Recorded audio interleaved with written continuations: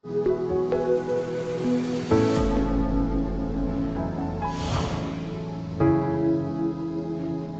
como en las diferentes ciudades de nuestro país, Barranquilla no es la excepción. Hoy viviremos un día maravilloso acá en ese tercer Congreso de la Salud Psicosocial. Pero no seré yo, sino los asistentes de este tercer Congreso los que les contarán todo lo aprendido en los talleres, tanto dinámico como teórico. Así que acompáñenos a vivir esta grandiosa experiencia. En nombre de nuestro presidente José Luis Correa, pues agradecer que tenga en cuenta esta ciudad, a Barranquilla, como siempre puerta de oro para todos los procesos de innovación en diferentes temas. Mi nombre es Verónica Montero, vengo de Sabana Larga Atlántico representando la IPS Verbo Salud. En el día de hoy he tenido una experiencia súper espectacular y maravillosa, con Positiva. De verdad que he aprendido sobre la importancia de la inteligencia emocional y aplicarla en las empresas. De verdad que me llevo un aprendizaje súper valioso, el cual voy a aplicar en la empresa como coordinador de seguridad y salud en el trabajo. Positiva es la mejor opción. Mi nombre es Melissa Rodelo, vengo representando al SENA como instructora. Me ha parecido excelente este Congreso de Salud Mental porque ha sido un espacio muy dinámico donde compartimos en talleres, socializaciones, experiencia con otras personas que vienen de otras empresas y los coaches han estado excelentes con unos muy buenos temas que podemos aplicar en las organizaciones. Gracias a Positiva por este espacio y por la oportunidad que nos brinda de aprender. Mi nombre es Pablo Barrios, estoy en el Congreso de Positiva y lo que más me ha parecido interesante del Congreso ha sido su dinámica, es súper fluida, estar de salón en salón y escuchar a todos sus líderes comentándonos el temas.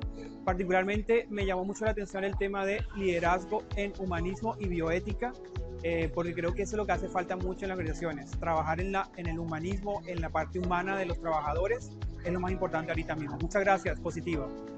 En Barranquilla, en el Hotel Country, estamos haciendo ya el cierre de este tercer Congreso Nacional de Salud Psicosocial. Positiva sigue yendo a todos los territorios colombianos, sigue llevando la promoción y la prevención, sigue incorporando la salud mental como una parte estructural en los sistemas de gestión de seguridad y salud en el trabajo.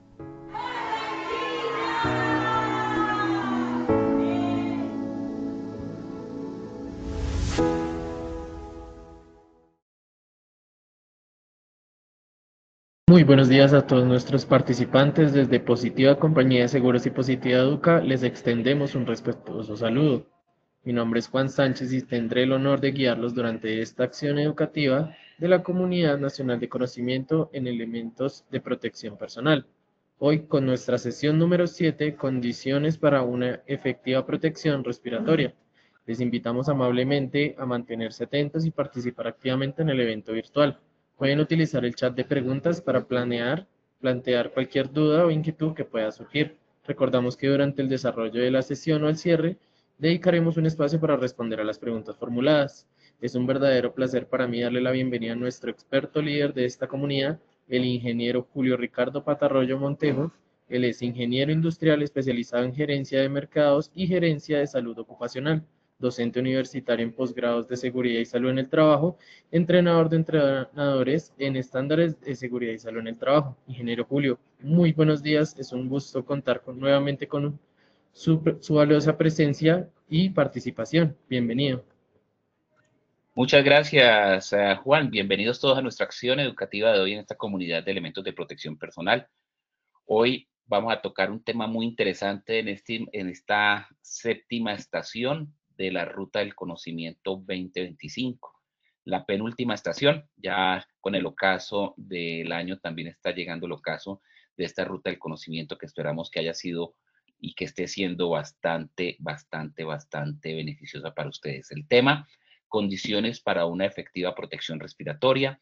Vamos a revisar esos aspectos fundamentales, esos criterios prácticos para poder decidir cuál es la mejor protección respiratoria que podemos usar en nuestras sedes de trabajo, con unas diferencias muy sutiles, pero fundamentales en protección respiratoria para partículas, protección respiratoria para gases y vapores. Vamos a empezar entendiendo esta diferencia entre estos dos tipos de contaminantes aerolizados que se mezclan en el aire. Vamos a revisar también los conceptos técnicos de protección respiratoria, los conceptos legales de protección respiratoria dentro de los conceptos legales de elementos de protección personal. Bueno, vamos a tratar de hacer un recorrido en esta hora que nos sirva de utilidad para este fin de las condiciones para una efectiva protección respiratoria. Sin más preámbulo y con un poquito de gripa, los dejo nuevamente con Juan para hacer el sondeo inicial. Juan, vamos con el sondeo. Perdón. Vale, sí, señor, damos inicio a nuestro sondeo. Les recordamos que realizaremos 2 sondeos durante el evento, uno al comienzo para evaluar los conocimientos previos de los participantes y otro al finalizar para medir los aprendizajes adquiridos. Comencemos con la primera pregunta. ¿Son factores que influyen para la protección respiratoria? A. Exposición, frecuencia respiratoria y concentración. B. Fuente generadora de gas o vapor. C. Marca de los EPPs. Damos 15 segundos, para dar respuesta a esta primera pregunta.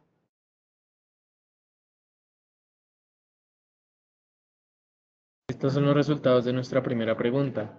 A. Exposición, frecuencia respiratoria y concentración con el 82%. B. Fuente generadora de gas o vapor con el 0%.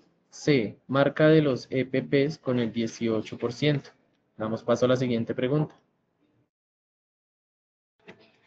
¿Son condiciones para la vida útil del respirador? A. Humedad. B. Respiración del usuario. C. Concentración. D. Todas las anteriores. Damos 15 segundos para dar respuesta a esta segunda pregunta. Estas son las respuestas de nuestra segunda pregunta. A. Humedad con el 5%. B. Respiración del usuario con el 0%. C. Concentración con el 0%. Y D. Todas las anteriores con el 95%. Damos paso a la siguiente pregunta. Para seleccionar el respirador correcto se debe tener en cuenta A. Ajuste de la cara. B. Tipo de contaminante. C. Todas las anteriores. Damos 15 segundos para dar respuesta a esta tercera y última pregunta del sondeo inicial.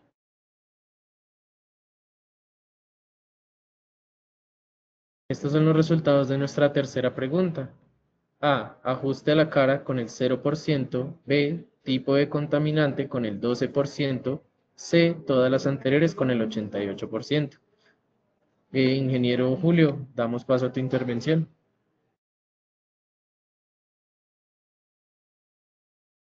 Perfecto, Juan, muchas gracias. Bueno, el sondeo inicial, así como lo dice Juan, nos sirve para ver con qué conocimientos llegan a la acción educativa y también saber con qué conocimientos salen de la acción educativa, porque estas mismas preguntas las formulamos al final de esta acción educativa. Sin embargo, también es importante destacar que, de acuerdo a los objetivos que nos planteamos, también nos sirve para saber dónde hay conocimientos contundentes. En este caso, pues, en todas las respuestas hay un conocimiento sólido y en donde podemos ir un poco más lento. Entonces, va a ser muy interesante porque, pues, vamos a tratar de profundizar y afianzar esos conocimientos relacionados con una protección respiratoria efectiva.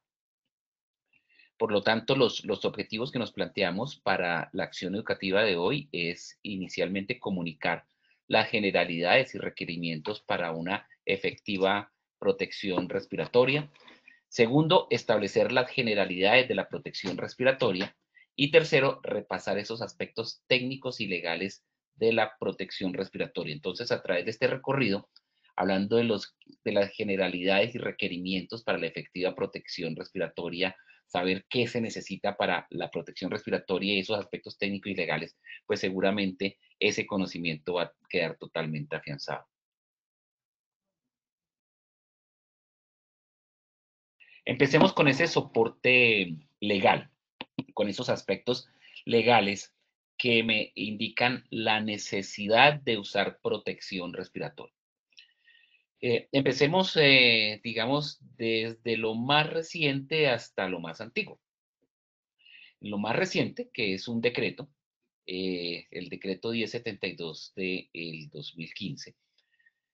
Ya llevamos 10 años, increíble, con este tema de los sistemas de gestión y con este decreto, con esta compilación de decretos. Al compilarse el decreto 1443 en este libro 6, del artículo 2246, libro 6, en el artículo 24, nos habla sobre ese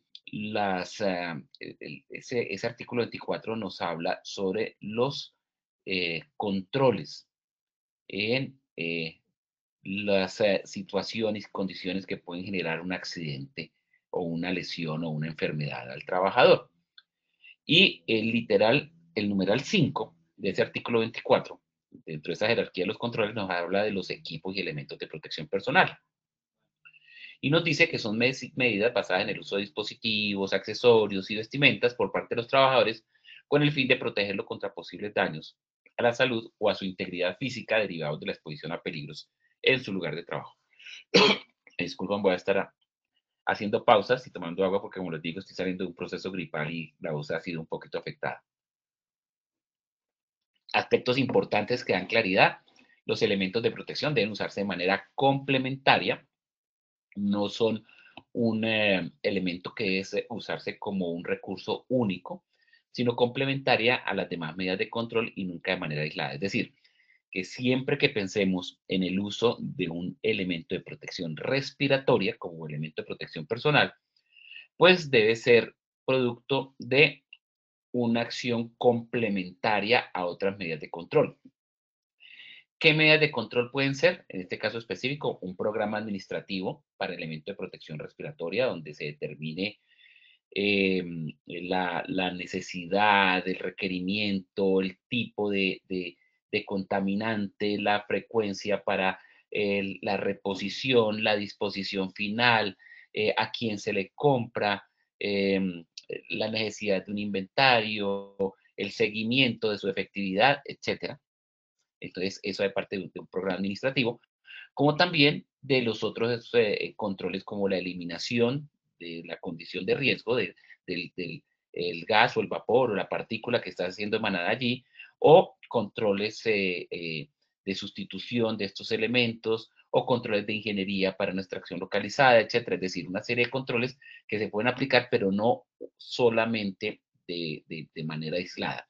Si no se pueden hacer algunos de esos controles por costo, etcétera, por lo menos debe existir ese control administrativo, que es el programa administrativo de protección respiratoria que ya en otras acciones administrativas hemos abordado.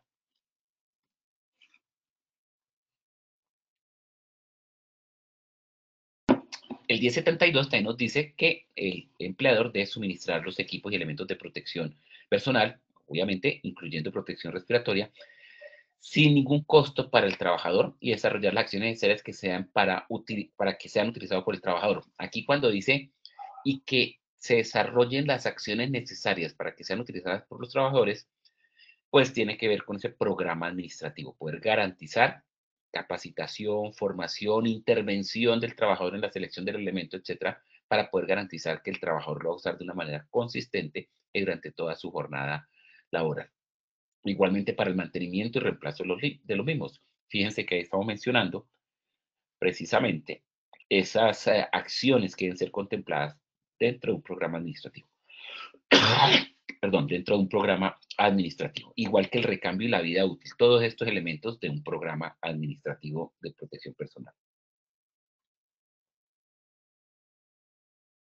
Aclara también el decreto 1072 que tiene el propósito de reducir la exposición de los peligros existentes. Un elemento de protección personal nunca va a eliminar el riesgo, lo que hace es reducir la exposición. Una pieza facial con un filtro, con un cartucho, lo que hace es captar parte de la concentración que hay en el entorno y que puede pasar al sistema respiratorio, haciendo que si hay alguna posibilidad de que pase algo del contaminante a través del filtro, esa porción que pasa a través del filtro pues no sea perjudicial para la salud del trabajador. Y asimismo se determinan los tipos de filtros que se deben usar para los tipos de contaminantes. Y garantizar que no hay efectos negativos en las condiciones de seguridad y de salud del trabajador. Y por lo tanto, ese es el último nivel de control a implementar. Dentro de la jerarquía de los controles. Esta es la jerarquía de los controles que nos presenta el decreto 1072, eliminación, sustitución, control de ingeniería, control administrativos y el último nivel, los elementos de protección personal. Sin embargo, pues yo creo que los que ya han tenido la posibilidad de participar en las acciones educativas que tengo a mi cargo, de las comunidades que tengo a mi cargo, siempre menciono que esta jerarquía debe ser, o en la práctica, es realmente inversa, porque lo primero que se solicita para ingresar a un área es el elemento de protección personal y segundo, los controles administrativos. Y no importa de ahí para abajo si existe un control de ingeniería, una sustitución o una eliminación. Si se tiene el control administrativo del elemento de protección personal, se autoriza el trabajo. No estoy diciendo con esto que sean los más efectivos, al contrario, yo soy consciente que más efectiva es la eliminación, la sustitución, el control de ingeniería, aunque ahí también lo he mencionado, hay una mezcla de el tratamiento del riesgo con los mecanismos de control. Una cosa es el tratamiento del riesgo donde está la eliminación y sustitución, como también está la transferencia, como también está la reducción, y otra cosa son los controles como tal, como los controles en la fuente, en el medio, en el individuo, los controles de ingeniería, administrativos y elementos de protección personal, pero bueno, eso ya ha sido tema de otras acciones educativas. Ahora, del 2015, vamos a dar un paso atrás casi de 40 años a 1979, siglo pasado, no un decreto, sino una resolución, la resolución 2400, todavía vigente con hace también muchísimos años, casi también que desde el siglo pasado, con intentos y propuestas de actualización y de modificación, pero es una de esas viejitas o esos viejitos que con el tiempo se hacen cada vez más fuertes. Muy desactualizada por aspectos técnicos y tecnológicos a lo que se vive actualmente, pero muy vigente en otros aspectos.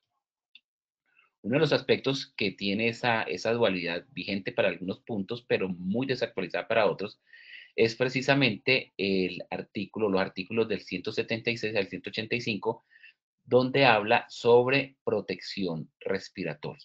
El título cuarto, ropa de trabajo, equipos de elementos de protección personal. En el capítulo 2, los equipos y elementos de protección personal. Y estos artículos que les acabo de mencionar, pues tocan plenamente y ampliamente cómo debe realizarse, no solamente el qué, sino también cómo debe realizarse la protección respiratoria en nuestras empresas. En el artículo 177, por ejemplo, en el numeral 3 del 177, porque el 177 habla de protección auditiva, protección de manos, protección de ojos, etc.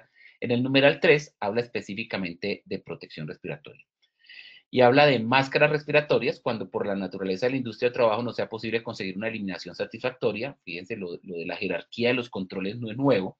Hace 40 años, 46 años, ya la resolución 2400 decía que hay que hacer eliminación del riesgo, pero es que si no hay una eliminación satisfactoria, hay que utilizar una máscara respiratoria para gases, vapores u otras emanaciones nocivas para la salud.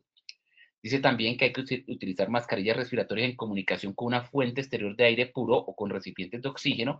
Aquí está el primer error, no es oxígeno, uno no puede conectar una máscara a un oxígeno, porque lo que nosotros respiramos es aire, no es oxígeno, o mejor dicho de otra forma, el oxígeno que respiramos es el contenido del aire, pero nosotros no podemos colocar una bala de oxígeno y ponerla, porque además de perjudicial para la salud, pues es bastante peligroso. Que se realicen en atmósferas altamente peligrosas y menos colocar oxígeno en una atmósfera altamente peligrosa para hacerla mucho más peligrosas, o en alcantarillas y lugares confinados. Ahí lo que se quiso decir en el momento es una fuente de aire, al decir puro, es lo que se entiende hoy día como aire respirable, aire que tiene un contenido específico de oxígeno, un contenido específico de humedad, un contenido específico de temperatura, que es como el que normalmente respiramos. Y C, bueno, C, no y C porque hay más literales, respiradores contra polvos que producen neumoconiosis, tales como la sílice, fibra de vidrio, arcilla, arena, cemento, asbestos, carbón, mineral, cáliz, etcétera, celulosa, harinas vegetales, plásticas. Fíjate que en estos tres primeros elementos me está hablando de gases y vapores en el literal A, B, espacios confinados, deficiencia de oxígeno en el aire, y C, material particulado, partículas que hay en el ambiente. Ya los otros numerales, pues, digamos, se vuelve un poquito reiterativo a los anteriores, respiradores para protección contra inhalación de polvo tóxico. Volvemos a lo que había en el numeral, en el literal C, porque pues polvos tóxicos ya se conoce que el asbesto, los polvos de aluminio, etcétera, pues son polvos tóxicos, así como el plomo, el arsénico, el cadmio, esos materiales pesados que también requieren un filtro para partículas, pero con mucha mayor eficiencia, porque se requiere una garantía mayor de que el filtro no debe pasar esas partículas. L, respiradores para la protección contra la inhalación de humos. La inhalación de humos también es partículas sólidas que se generan a través de la temperatura, el calentamiento de una sustancia, formada por condensación de vapores que se producen en el calentamiento de metales y otras sustancias, como lo acabo de mencionar. Y F, respiradores de filtro cartucho químico para la protección contra la inhalación de neblinas, vapores orgánicos y dispersiones, etc. Dos contaminantes aquí totalmente diferentes que los mezclan, por eso hablan de filtro para neblinas o cartucho para vapores orgánicos. Aunque no necesariamente para un vapor orgánico es un cartucho químico, simplemente un cartucho con carbón activado. Y un cartucho químico es un cartucho con carbón activado que tiene un baño químico para poder hacer reacción contra una sustancia donde el carbón activado no tiene esa suficiencia, esa eficiencia para poder absorber esas moléculas del gas. Entonces ahí es cuando se habla de un cartucho químico. Hay algunas imprecisiones, pero digamos que se entiende, se puede entender cuál es la necesidad o lo que pretende este literal.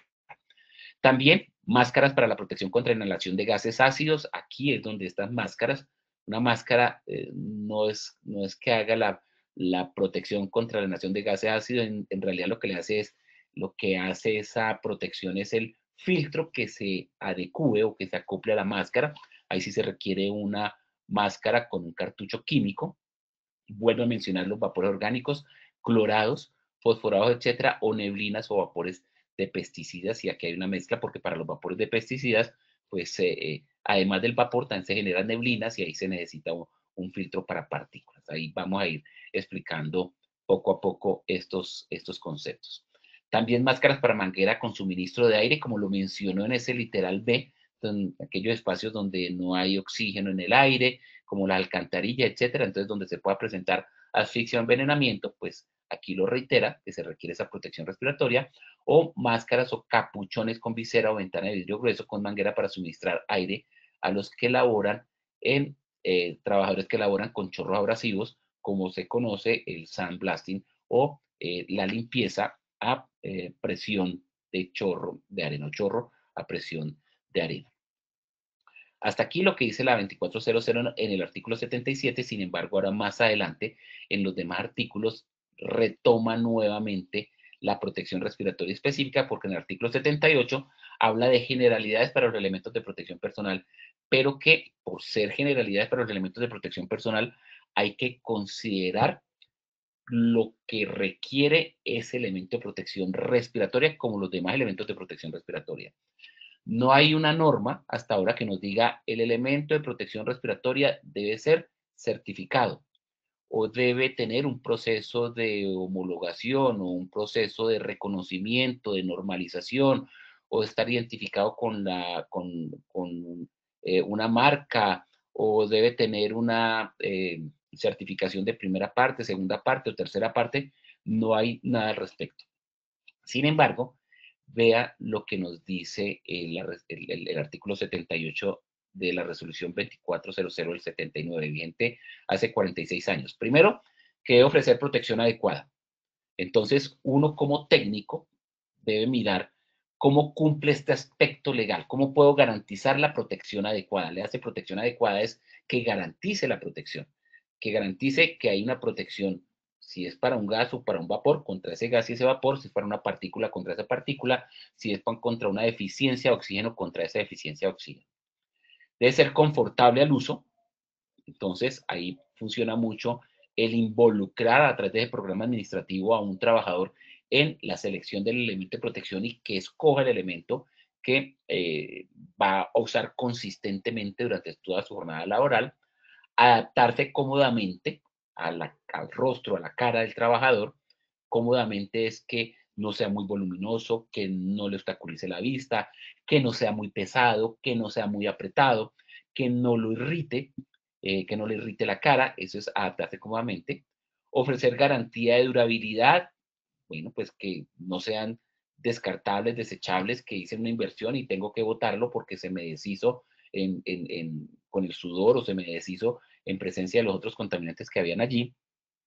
Poderse desinfectar y limpiar. Estamos entre el ambiente usando algo entre cara y nariz, y si estamos pasando por unos procesos gripales como el que yo tengo en este momento, pues imagínense si una persona suda, estornuda, etcétera, dentro del respirador, pues seguramente hay necesidad de desinfectar y limpiar. Y lo último, y no menos importante, por estar de último punto, tener grabada la marca del fabricante.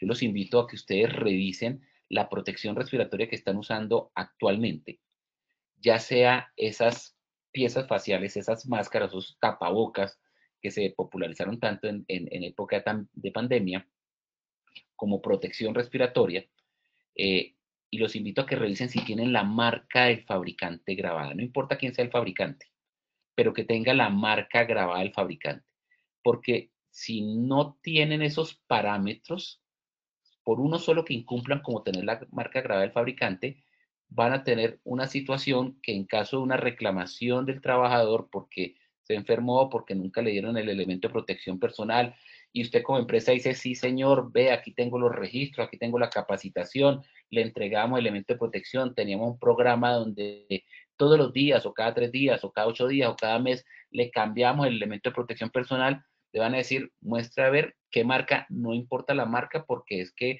aquí está el programa, le van a decir, vea, pero es que la ley, la resolución 2400 del 79 dice que el elemento de protección personal que le dé a su trabajador debe tener la marca grabada del fabricante. Entonces, esto es muy importante y sirve también para poder ofrecer protección adecuada porque es el fabricante el que está dando esa garantía de protección adecuada. Entonces, fíjense que entre el primer punto y el último punto están haciendo como ese sándwich de cuáles son los elementos fundamentales para garantizar esa protección adecuada. ¿Qué más nos dice la resolución 2400 del 79, artículo 182? Deben ser adecuados para el medio en que deben usarse. ¿Qué significa eso? Que en la selección del equipo se deben tomar en consideración el procedimiento y las condiciones que originan la exposición, como las propiedades químicas, las propiedades físicas, las tóxicas y cualquier otro riesgo de las sustancias contra las cuales se adquiere protección. Es decir, hay que determinar el tipo de sustancia. ¿Cuál es el tipo de sustancia y cuál es el elemento de protección personal? Ayer veía, por ejemplo, hubo un desafortunado accidente por aquí en la sabana de Bogotá, no recuerdo, creo que fue en Mosquera, alguno de los pueblos de por aquí en la sabana de Bogotá, de una fuga de cloro. Y veía en las noticias personas en la emergencia, y ya pasando la emergencia, pero allí como en el punto caliente de la emergencia, con tapabocas. Un tapabocas para el cloro no sirve absolutamente para nada, porque un tapabocas, de hecho, si es que tiene algún medio filtrante, el tapabocas tiene un medio filtrante para partículas. Y el cloro es un gas ácido que requiere una pieza facial, un cartucho, tiene irritación, seguramente con protección de facial, con protección para ojos, y con un medio filtrante, con un contenido de carbón activado, con un baño químico que sirva para ese gas ácido, para el cloro, y eso que por un tiempo bastante limitado, porque tampoco es muy resistente este cartucho. El cloro es un contaminante bastante complejo. Entonces, esto es lo que nos quiere decir o nos advierte esa resolución. Hay que identificar cuál es el contaminante y cuál es el protector que requiere para ese contaminante, porque no todo lo que nos coloquemos entre nariz y boca y el entorno contaminado nos va a servir para proteger el sistema respiratorio. Incluso, o más bien, podríamos estar pensando en que tenemos una falsa protección porque estamos utilizando un elemento de protección que cumple con todos estos requerimientos, una protección adecuada, tiene la marca del fabricante, es lo último, es la marca más reconocida en el mercado, es una marca internacional, la número 1, la número 2, la número 3 en el mercado mundial de elementos de protección personal, pero si estamos utilizando el medio filtrante que no es, pues sencillamente ese Ferrari que tenemos en nuestra cara, protegiendo o pretendiendo proteger el sistema respiratorio, no está logrando su objetivo porque no estamos usando el equipo protector que requerimos para el medio en que debe usarse. El artículo 183 nos dice que los respiradores de cartucho químico y las máscaras de depósito no deberán emplearse en lugares cerrados con ventilación deficiente o en ambientes donde el contenido de oxígeno sea inferior al 16%. Recuerden, y ahorita lo vamos a verificar, el contenido de oxígeno que hay en el aire es el 19%. Las máscaras, respiradores, se llaman respiradores, pero no es que me suministren oxígeno. No están generando oxígeno, no están generando aire respirable. Están haciendo un filtro de esos contaminantes. Por lo tanto, si no hay unas condiciones de oxígeno en el entorno, no puedo utilizar esas máscaras con medio filtrante. Las recomendaciones de la mayoría de los fabricantes que tienen elementos certificados, productos y filtros certificados, es que no se debe utilizar por debajo de 19.5% de concentración o de volumen de oxígeno en el aire. La ley colombiana está estableciendo que sea el 16%, que es cuando se presentan los primeros síntomas de anoxia, los primeros síntomas de deficiencia de oxígeno y ya hay alguna manifestación del organismo contra esa deficiencia de oxígeno. Pero las recomendaciones de los fabricantes, y seguramente la van a ver en todos, es que cuando los niveles de oxígeno están por debajo de 19.5, ese elemento no puede utilizarse. El artículo 184 nos dice que toda persona que tenga necesidad de un aparato de respiración, sea aire u otra atmósfera respirable, suplida de depósito de cartucho químico, será debidamente adiestrada en el uso y cuidado. ¿Qué significa? Que toda persona, para lograr una protección efectiva de su sistema respiratorio, debe ser entrenado en el uso de ese sistema de protección, ya sea máscara con cartuchos y filtros o un sistema con línea de aire que le traiga un aire respirable de otro punto o que tenga su aire respirable en la espalda, en un tanque, como son los sistemas de protección de autocontenido. Y por último, el artículo 185 nos dice que los equipos de protección en las vías respiratorias deberán guardarse en sitios protegidos contra polvo, áreas no contaminadas y deberán mantenerse en buenas condiciones y servicios de asepsia, es decir, higienizados, limpios y libres de todos estos contaminantes que después lo vaya a utilizar y resulta que el contaminante está por dentro del respirador. Bueno, entrando un poquito en materia sobre la protección respiratoria, ¿qué podemos decir? Pretendemos que a nuestro sistema entre aire puro, aire limpio, aire sin contaminantes. El aire que respiramos normalmente tiene el 21% de concentración en oxígeno. Eso estamos hablando en promedio, en realidad es como el 20.9954, algo así, decimos el 21%, sobre el nivel del mar en zona ecuatorial, es decir, lo que podríamos decir en nuestro país, pero pues puede variar por la altura. En Bogotá seguramente no hay la misma presencia de oxígeno que en Barranquilla, o que en Manizales, o que en Pasto, o que en Bucaramanga, o que en Ibagué, o que en Medellín, pues hay diferencias no muy altas, pero el promedio es el 21%.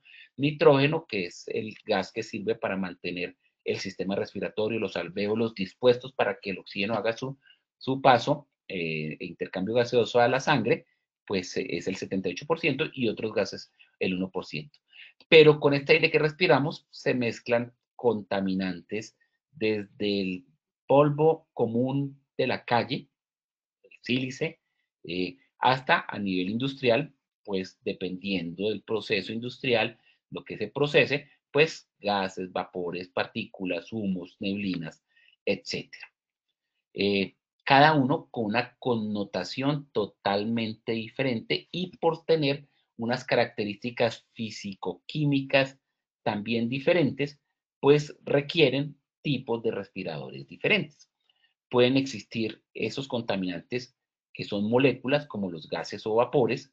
El gas, que su estado natural es molecular, su presencia natural, su manifestación en la naturaleza es a través de moléculas gaseosas, o el vapor, que su manifestación en la naturaleza es sólido líquido, pero por procesos de temperatura, así sea temperatura ambiente, va cambiando de su fase líquida sólida a su fase gaseosa. Entonces, su presencia, su manifestación natural es en un estado, pero por presencia de temperatura, presión, etcétera, o reacción química, pues cambia de fase a su fase gaseosa. Eso es el vapor.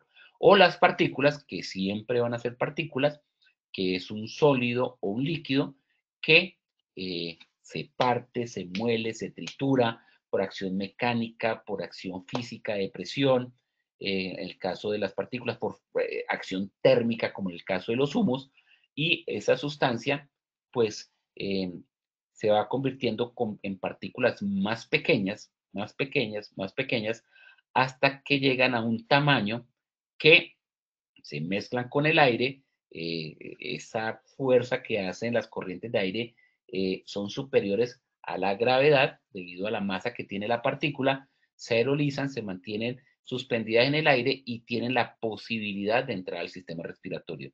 Y que también, debido a su tamaño, como lo vamos a ver acá, debido a su tamaño, entre más pequeñas, pues tienen más posibilidad de pasar las defensas naturales que tenemos en el organismo, como el reflejo del estornudo, como los vellos nasales, como las cilias, como la mucosa, y tienen esa capacidad de pasar esas defensas naturales y llegar hasta los pulmones, llegar hasta los bronquios, bronquiolos y muy en el interior los alvéolos y depositarse dentro de los alvéolos. Aquí estamos viendo un cuadro comparativo. 50 micras puede ser el diámetro de un cabello, no la longitud, sino el diámetro de un cabello, y 5 micras, 10 veces menos, el diámetro de una partícula que consideramos respirable. Respirable no quiere decir que se quede en la nariz o en la mucosa, respirable quiere decir que llega hasta los pulmones y casualmente esas 5 micras es el mismo diámetro que puede tener un alvéolo. Entonces puede llegar hasta el alvéolo y taponarlo, llegar allí y taponarlo, y es cuando empiezan esos problemas pulmonares. Mayores de 10 micras son visibles al ojo. Muchas veces uno dice, uy, ese polvero me hace daño para los pulmones. Resulta que no va a hacer daño para los pulmones porque ese polvero que uno ve ahí es el que le queda en la nariz, el que le queda en la garganta, es que cuando uno tose lo puede expulsar, o se estornuda, se suena, lo puede expulsar, pero en realidad el material particulado que está haciendo daño es el que no vemos, es el que es invisible al ojo, menos de 10 micras, y es el que ingresa al sistema respiratorio. Estas son las respirables, menor a 10 micras, flotan en el aire. Hay estudios en que una partícula en un espacio cerrado sin corriente de aire puede durar hasta un año suspendida antes de caer, porque el efecto de la gravedad es mínimo y simplemente el aire que hay allí la mantiene flotando. Pasan las defensas naturales que les acabo de mencionar, de las cilias, los vellos nasales, la mucosa, el estornudo, etcétera, llegan a los pulmones y allí se pueden quedar. Otras mucho más pequeñas, pues pueden llegar a entrar y salir de lo pequeñas que son, pero muchas se pueden llegar a depositar en los pulmones. Aquí les dejo en la presentación unos tamaños de partículas industriales, todas menores a 10 micras, incluso en el barrido podemos encontrar partículas menores a 10 micras, pero la gran mayoría visibles son mayores a 10 micras. Pintura en spray, minería del carbón, desde 4.6 micras hasta 17 micras, polvo de madera, dependiendo en acerríos, desde 1.3 micras a 33 micras, humos de soldadura, todas muy pequeñas, menores incluso a 0.5 micras, son las de mayor penetración y más peligrosas porque llegan calientes al sistema respiratorio, y fundición de bronce, 2.1 micras. En este gráfico, pues, mostramos qué sucede con los gases y vapores. Aquí mostramos qué sucede con las partículas que llegan al sistema respiratorio. Aquí lo que sucede con los gases y vapores, más complejo todavía, bueno, igual de complejo, pero con otra acción sobre el sistema respiratorio. Esa bombita que vemos allí es como el alvéolo, y la manguerita, pues, es donde va el flujo sanguíneo. Lo que hace un gas y un vapor es mezclarse íntimamente con el aire, mezclarse con el oxígeno que hay en el aire. Entonces, así como pasa el oxígeno al alvéolo y al sistema sanguíneo, pues también el gas o el vapor, esa molécula igualmente puede llegar a pasar al sistema sanguíneo, ocasionando esos daños. En el intercambio gaseoso, entonces pasa del alvéolo a la corriente sanguínea, y después de la corriente sanguínea pasa al tejido, y pues contaminando, dependiendo de la toxicidad de la sustancia, al órgano que alimente ese tejido sanguíneo. ¿Qué es importante considerar? Que los contaminantes tienen, o se les ha establecido, valores límites en los cuales empiezan a ser perjudiciales para la salud. Tanto polvos, partículas, humos, vapores y gases. Anualmente hay una entidad no privada, no gubernamental, en los Estados Unidos, que es la ACGIH, la Conferencia Gubernamental Americana de Higienistas Industriales, que hace análisis y estudios de una serie de sustancias, las más conocidas en la industria, y establece cuáles son esos valores límites permitidos. Algunos los mantiene, otros los sube, otros los baja. Para nosotros en Colombia, esa resolución 2400 que mencionamos del 79 establece que para los valores límites permitidos de referencia en nuestro país se va a tomar como base los valores establecidos, o los TLB, valores límites permitidos, por la ACGIH. No dice cuál año, entonces siempre es bueno mirar la última versión de este estudio, que está establecido para 40 horas semanales, 8 horas diarias. Ahí habría que hacer un factor de conversión, porque pues actualmente no estamos trabajando 8 horas diarias y no estamos trabajando 40 horas a la semana. Un poquito menos de 8 horas diarias, pero un poquito más de 40 horas a la semana. ¿Qué es importante y cuáles son los factores influyentes? Ya considerando que, ¿para qué utilizamos esta referencia? Para saber, para poder hacer los estudios de higiene y determinar la concentración del contaminante gas, vapor, polvo, humo, neblina que hay en el entorno laboral, y poder determinar si hay sobreexposición o no hay sobreexposición. Y encontramos unos factores influyentes que ustedes por allá los contestaron muy bien en una de las preguntas que se hizo. ¿Qué influye? El tiempo de exposición. Obviamente, a mayor tiempo de exposición, pues mayor posibilidad de que entre el contaminante en mi organismo. La concentración del contaminante. A mayor concentración en el entorno laboral, pues hay también mayor probabilidad, así el tiempo de exposición sea menor, pero también hay mayor probabilidad de que el contaminante entre en mi organismo, que entre mayor cantidad de contaminante en mi organismo. La frecuencia respiratoria, y muchas veces la frecuencia respiratoria tiene que ver con el tipo de trabajo. Pero todos los seres humanos, incluso nosotros mismos, durante nuestra vida, tenemos una frecuencia respiratoria diferente. Cuando niños respiramos con una frecuencia, cuando jóvenes respiramos de otra, cuando adultos respiramos de otra, adultos mayores respiramos con otra frecuencia respiratoria. Y claro, pues si nuestra frecuencia respiratoria aumenta, y muchas veces aumenta por la carga laboral, por la carga de trabajo, por el trabajo pesado, pues traemos con esa respiración más contaminantes a nuestro sistema respiratorio. La toxicidad, otro factor influyente, no es lo mismo respirar un material particulado, polvo común, así sea sílice o cemento, que pueden ser perjudiciales y ocasionar neumoconiosis, a un polvo de cadmio o un polvo de asbesto, que son comprobados cancerígenos. ¿Sí? No es lo mismo respirar un vapor de gasolina que un vapor de una sustancia que sea cancerígena. ¿Sí? Entonces, hay sustancias que tienen mayor toxicidad que otras. Y ahorita mencionaba, por ejemplo, también por sus efectos, como el cloro.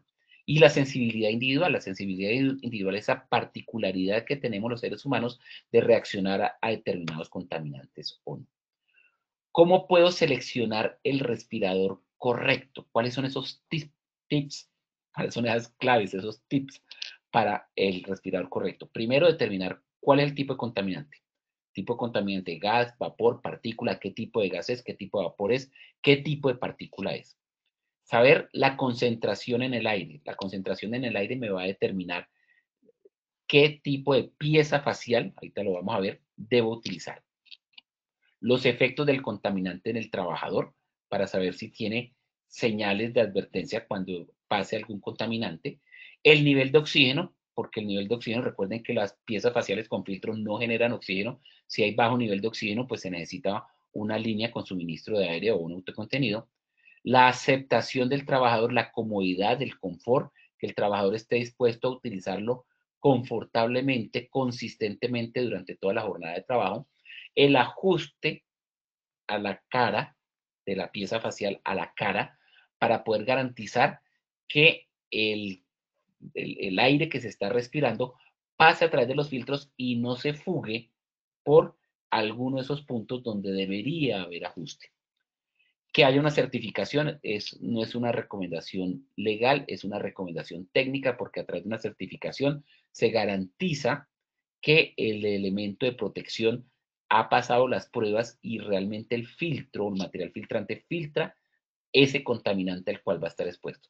Y obviamente aspectos administrativos como el costo, la disponibilidad de inventario, de reposición y el soporte que se hagan para entender sobre ese elemento de protección personal. Aquí había un elemento que era la concentración del contaminante. ¿Por qué es importante la concentración del contaminante? Porque me puede determinar el tipo de pieza facial. Así sea el mismo contaminante, polvo común, vapores de gasolina, vapores de acetona, dependiendo de la concentración que hay en el ambiente, puedo llegar a necesitar desde una pieza facial media cara, que puede ser libre mantenimiento o con cartuchos, hasta un equipo de autocontenido, que es el último que vemos allí a mano derecha, para el mismo contaminante. ¿De qué depende que escoja uno u otra pasando por una cara completa, por un equipo motorizado, por una línea de aire? Depende de la concentración, porque las piezas faciales, los dispositivos, tienen un factor de protección. Por ejemplo, la pieza facial media cara, su factor de protección es hasta 10 veces el TLV. Recuerden, el TLV es ese valor límite permitido que establece o que determina a través de un estudio cuál es la concentración y de una tabla que me dice la ACGIH, la Conferencia Gubernamental Americana, de cuál es el valor límite permitido.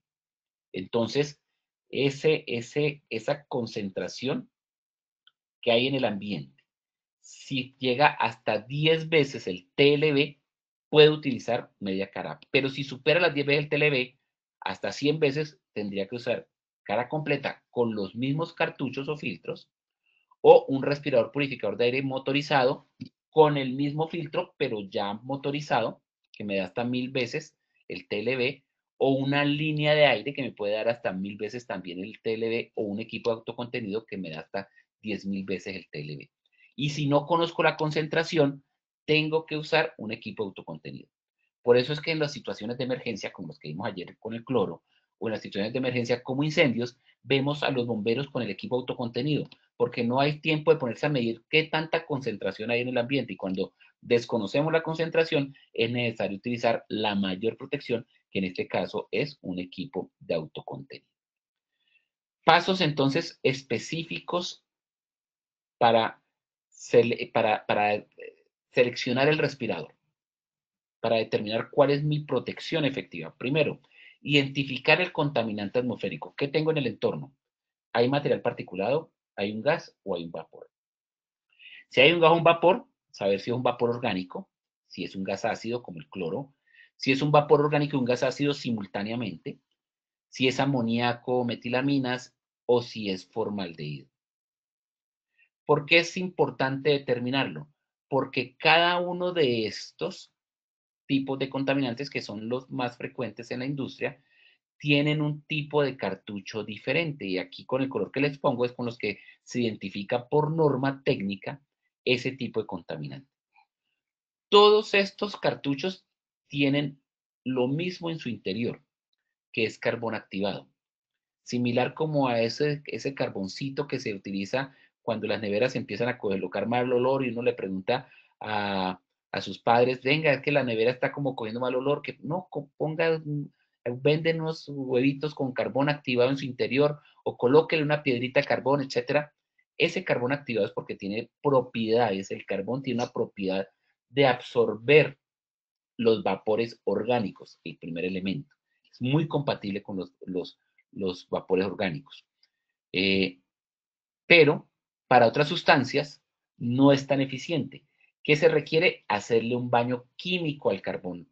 Y eso se llama hacer la activación del carbón. El carbón se activa solo con temperatura, presión, ausencia de oxígeno, etcétera, para hacerlo más hábil para recibir los vapores orgánicos, pero también se termina activando para otras sustancias con un baño químico que pueda reaccionar con ese gas ácido, ácido fluorídrico, bueno, cualquier otro gas ácido, o con el cloro, o cuando hay mezcla de vapor orgánico y gas ácido, o cuando hay amoníaco formaldehído, para que esa mezcla química pueda reaccionar con la molécula del gas ácido, del amoníaco, del formaldehído y pueda detenerse allí. Pero también, cuando hay partículas, pues hay que determinar qué tipo de partícula es, si es una partícula aceitosa o si no es una partícula aceitosa, si es una partícula tóxica o no es una partícula tóxica. Si es una partícula no aceitosa, como vimos el caso del COVID, y por el tamaño de partícula, pues el N95 era suficiente. 95 es que el 95% de las partículas de tamaño de 5 micras se detienen en el filtro. Entonces, como el virus en este caso era mayor a esas micras, entonces la eficiencia era mucho mayor. Pero para otros elementos no aceitosos como sílice, etcétera, cemento, polvo de ladrillo, polvo de madera que no son aceitosas, pues el N95 es suficiente. Y en el otro extremo tenemos el P100, que el P es para aerosoles con aceite y que son contaminantes. Entonces, cuando la partícula es aceitosa, como pinturas, partículas de pinturas, de aerosoles, de algunos solventes, etcétera, que pueden llegar a ser muy tóxicas, asbesto, con aceite, etcétera, pues se requiere un filtro a prueba de partículas aceitosas y 100% de eficiencia de filtración para ese tamaño de partículas. ¿Qué se hace posteriormente? Se identifica el índice de riesgo. El índice de riesgo es comparar la concentración que hay en el ambiente con la concentración permitida, que en caso, por ejemplo, de una partícula de polvo común, viene en miligramos por metro cúbico. Aquí tenemos un ejemplo. Contaminante, polvo común sílice, el valor límite que nos da la CGH son 5 miligramos por metro cúbico. Se hace una medición, hay 40 miligramos por metro cúbico en el ambiente. ¿Qué debo usar? Pues hallo el factor de riesgo. El índice de riesgo es que tengo 40 en el ambiente, 5 máximo permitido. El índice de riesgo es 8. Bueno, 8 es menos de 10 veces el factor de protección de media cara. Por lo tanto, debo utilizar un respirador media cara con filtro para partículas no aceitosas, un N95. Si fueran gases y vapores, por ejemplo, el ácido clorhídrico, cloro, valor límite 2 partes por millón, concentración que no medí en el ambiente, 18 partes por millón. El mismo ejercicio me da un índice de riesgo 9, que es por debajo de 10 veces el valor límite permitido. Entonces también puedo utilizar un respirador media cara con cartucho para gases ácidos. En una fuga, por ejemplo, como la que presentaban ayer, es incalculable la concentración que hay en el ambiente, por eso es que se debe usar esos equipos de respiración de autocontenidos. Recomendaciones en la selección de filtros. Evaluemos el aire. ¿Existe aceite? ¿Sí o no? Si no existe aceite, cualquier filtro sirve. No quiere decir que como no existe aceite, entonces no vamos a utilizar filtros P o R. No, también el N, el P o el R. Si hay aceite, pues hay que mirar si el tiempo de exposición es mayor a 8 horas. Si no es mayor a 8 horas, se usa el P o R, pero si es mayor a 8 horas, definitivamente únicamente filtros P.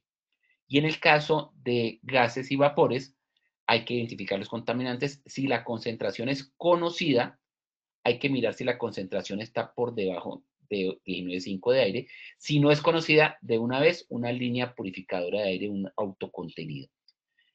Si es por debajo de 19.5, hay que mirar si la concentración es igual a 100 veces el TLB.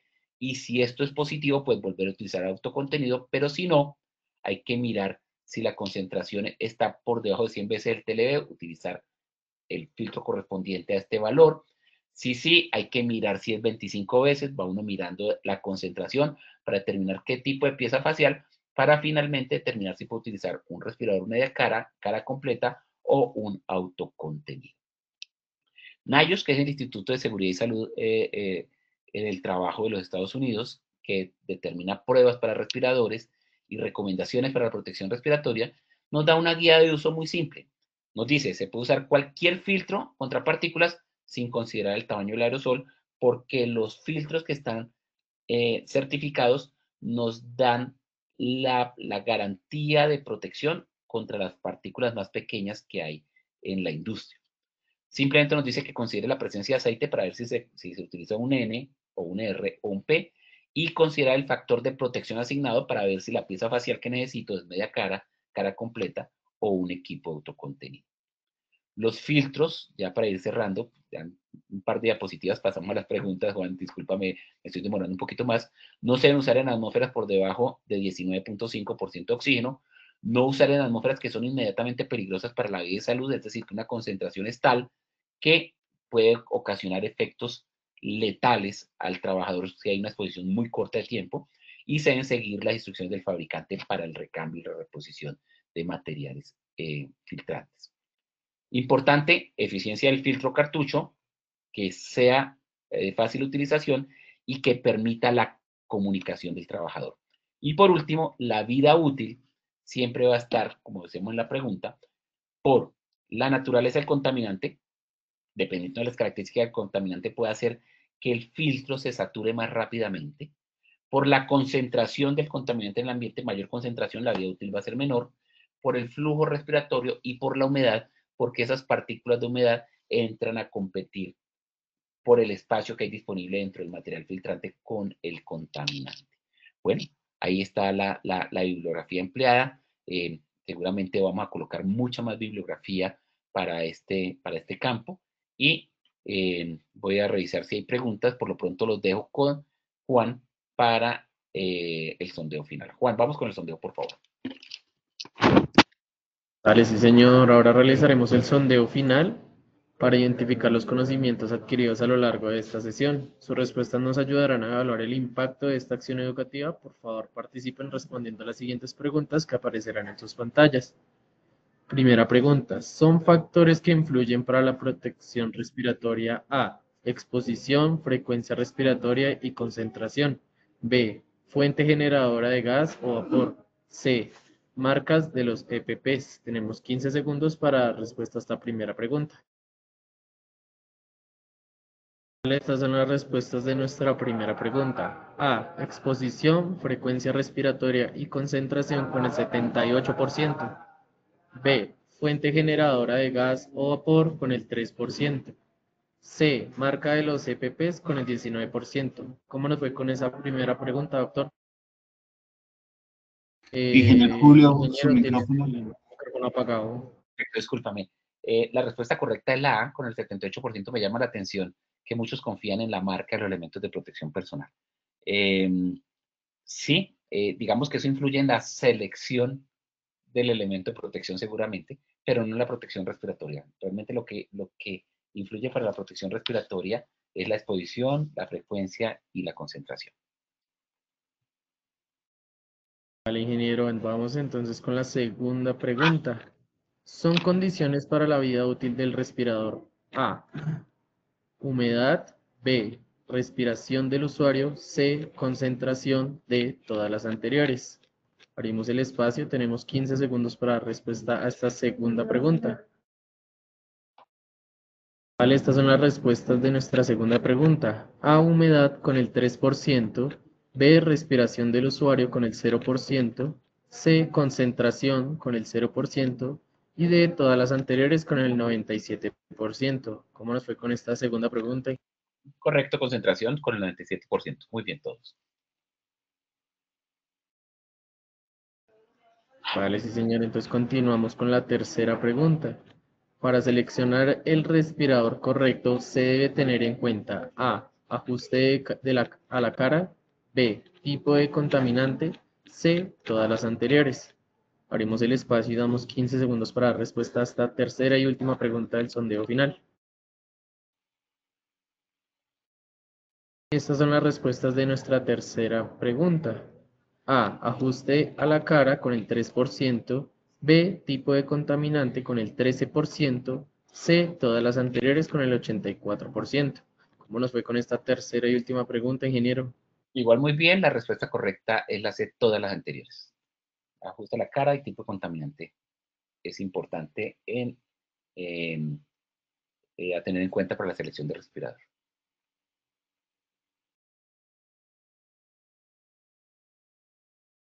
Al ingeniero Julio, de todas maneras, pedirte muchísimas gracias por compartir tu experiencia y conocimiento con nosotros. Ha sido una sesión enriquecedora y estamos seguros de que los participantes se llevarán consigo herramientas valiosas. Esperamos contar con usted en unas próximas oportunidades. Claro que sí, Juan. Muchas gracias por tu apoyo. Igual al ingeniero Pablo por los aspectos técnicos de la transmisión. De mi parte, nos vemos en la próxima acción educativa. Que estén muy bien. Al ingeniero Julio, muchísimas gracias. Agradecemos su participación y acompañamiento en esta sesión. Les invitamos a explorar más acciones educativas a través de nuestro Centro Virtual de Enseñanza y Aprendizaje, Posipedia, en www.posipedia.com.co, donde encontrarán la información sobre nuestras comunidades de conocimiento y el Plan Nacional Multimodal de Educación en Seguridad y Salud en el Trabajo. También los invitamos a realizar nuestro curso de Sistema de Gestión de Seguridad y Salud en el Trabajo de 50 y 20 horas, disponibles en la misma plataforma. Para conocer más sobre nuestras iniciativas educativas, visiten www.posipediatalleresweb.com. Importante, el certificado de este taller virtual estará disponible para nuestros afiliados entre 1 y 8 días hábiles, tras la conclusión del evento, y podrán descargarlo en la sección Edúcate de Posipedia. Y por último, esta invitación es para los habitantes de Casanare, para que participen en nuestro tercer Congreso Nacional en Salud Psicosocial, Cultura Humana para la Transformación Empresarial. Este es de 8 de la mañana a 5 de la tarde, el día 8 de octubre. Finalizamos nuestra sesión con el siguiente video y nuevamente gracias por su participación y les deseamos un feliz día.